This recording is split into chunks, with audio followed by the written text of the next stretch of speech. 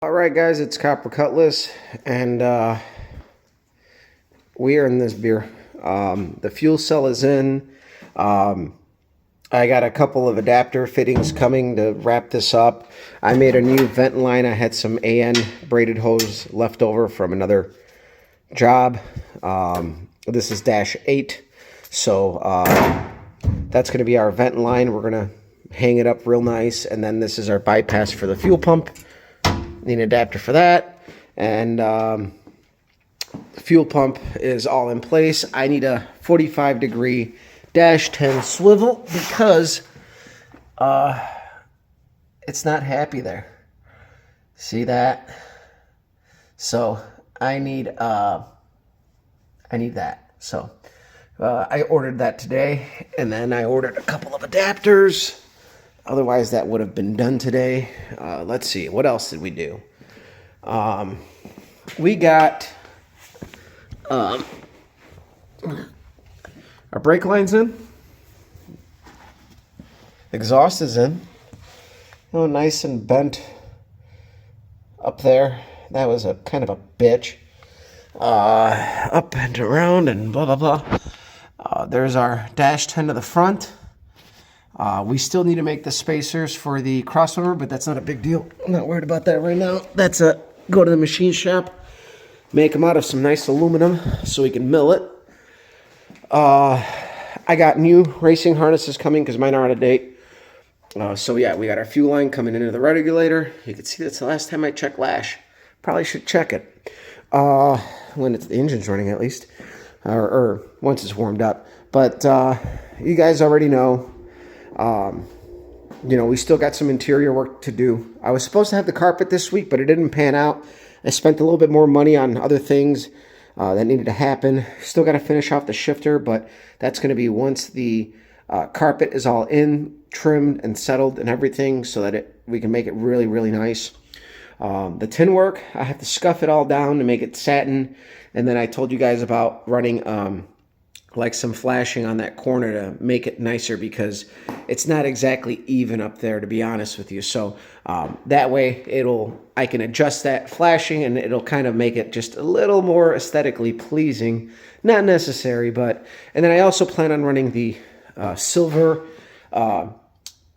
seam sealer, silicone, caulk, whatever you want to call it, on the edges to kind of make it a little nicer and neater and whatnot. So we're going to do that. Was not expecting to come out here and get this much done. It went pretty good. The brake lines were actually the easiest thing to do. So I put the line in, topped off the reservoir. Not a lot dumped out because I pinched it with a set of, dikes, side cutters, whatever you want to call them. I pinched them so I didn't lose a lot of brake fluid. And once I put the new line in, hooked it up to the rubber hose, I filled up the reservoir, and then I cracked the line loose until I started to see little bubbles come out of the rear fitting. And then I kind of wiggled the rubber line to kind of, since it's rubber, it'll kind of create like a little pumping action. And then fluid started to trickle out. I'm like, all right, cool. We got at least fluid up to that point. I closed it, checked the reservoir. It dropped. I filled it up. And then I just cracked the bleeders until I started seeing a solid trickle, and we actually do have brakes. I still have to manually bleed them with a helper, but this gets me a lot closer, and my wife won't be pissed off because she's got to go in the car and pump the brakes, and she's a master fucking brake bleeder and paint prepper, and we've been together over 10 years, and she's done a lot of work out here with me, but I think at this point in her life, she's over it. So, yeah, we got new seat cover for the seat too.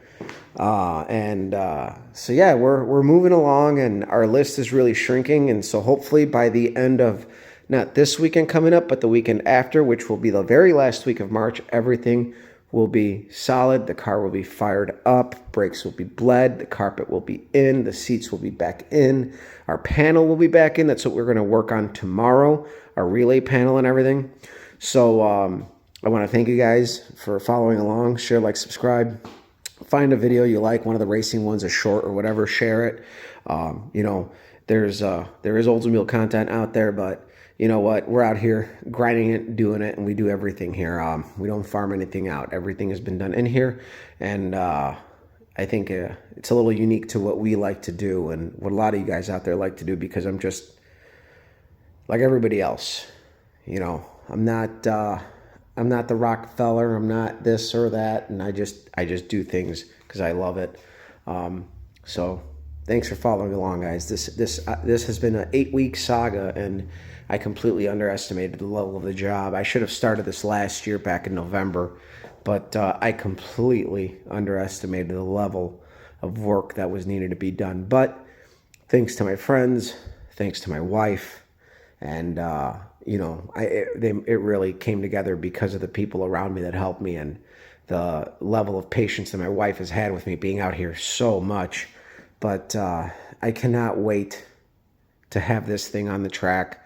We're shooting for some time after like probably the second week of April, which gives us a little bit more time. But I want to have it done to shake it out, take it by the shop, drive it, you know, shake any bugs out, which we really didn't do anything mechanically. But I would like to get this thing up on the frame machine and check the pinion angle and stuff like that. We're going to scale it again and all that shit. So follow along, share, like, subscribe. Let me know what you guys think. Comment.